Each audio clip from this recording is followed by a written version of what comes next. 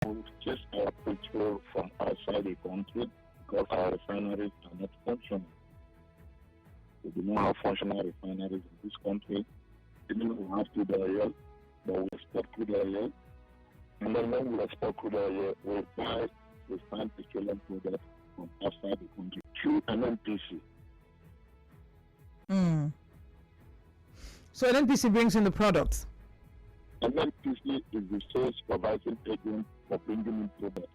Whichever that bringing in products passes through NNPC. Okay. So NNPC is the sole supervising agent for bringing in products through our agencies. Okay, so that goes to say that before petrol is distributed, the NNPC certifies the quality, right? Of course, they are the sole agent of regulating and procuring products through our agencies. So what would have happened in this scenario? What could have happened that, because there are different versions now. One version is saying 80 million, another version is saying 100 million liters of this adulterated petrol got into the country. Well, it's very unfortunate. That is why we are happy that the Petroleum Product Retail Outlet Owners Association of Nigeria, PETRON, has come to stay. And this association is surely ensuring that proper things are being done in the interest of Nigerian masses as concerns distribution of petroleum products.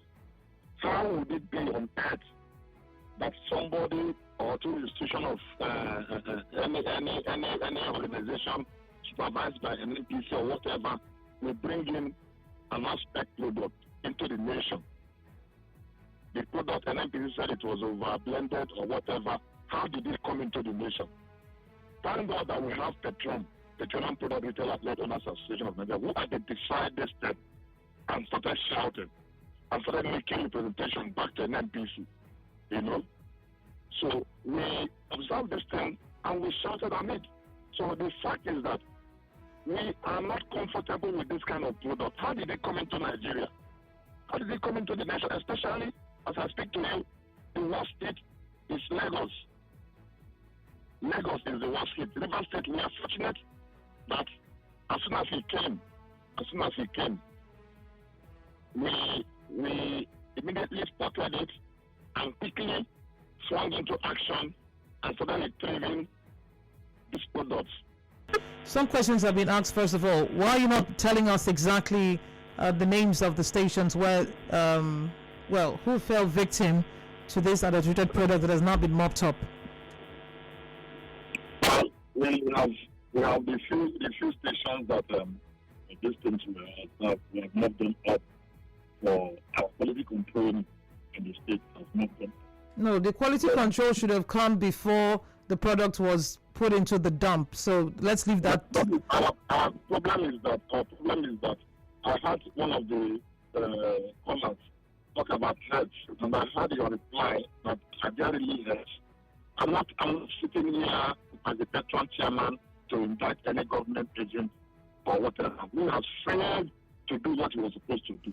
It is left for the masses to know whether this time around they are going to crucify the retail outlet owners or they crucify the man who brought a product or the man who was at the gate and allowed this product to be brought in. This product did not just go pour directly from the refinery outside the country into our tanks. We understand that clearly, but you haven't answered the question. Can you name the stations that were affected? Well, the list of the stations are not right now with me, but in my office we have their list about just half of that. I don't have them. Okay, all right. So you're saying that if we connect with you at a later time, you would provide the names? Well, once we have done, because of course we use the name to pursue our case with the relevant government agency. We use the names. That's how we use these names. So if we can use these names to pursue our case with relevant government agencies, we can also be able to give the masses these names once we are done with confirmation.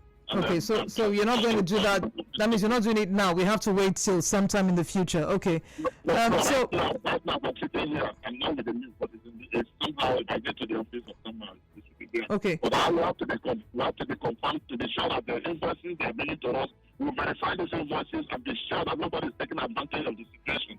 That is the thing. We want to be sure that nobody is taking advantage of this situation against anybody. But you mentioned a mop up. You mentioned a mop up. So if it was mopped up, means that you or your team saw what was being mopped up and could also tell that something was different about that one. Anyway, yeah, something was strange about it. But the painful thing about this particular product, when you just put it into the testing apparatus, and give it maybe just 1 or 2 minutes, you will not find anything. But if you do it sustained examination on it, maybe for some time, and so you even notice the challenge. And then the thing they're telling us, the authority is telling us that this product came in with some is it a concern or whatever, it's just complicated. Our concern is that how did this thing pass from the vessel into the tanks? Yeah, so there were several checks. There were several checks that were not done from the vessel to the pass from the tanks to the various depots. And then who commissioned it at the depots to begin to roll out to trucks?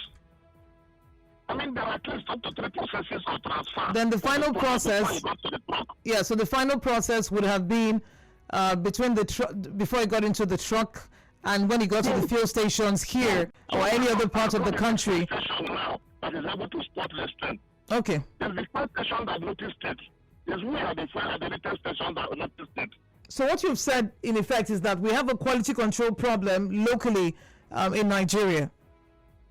That may be the case.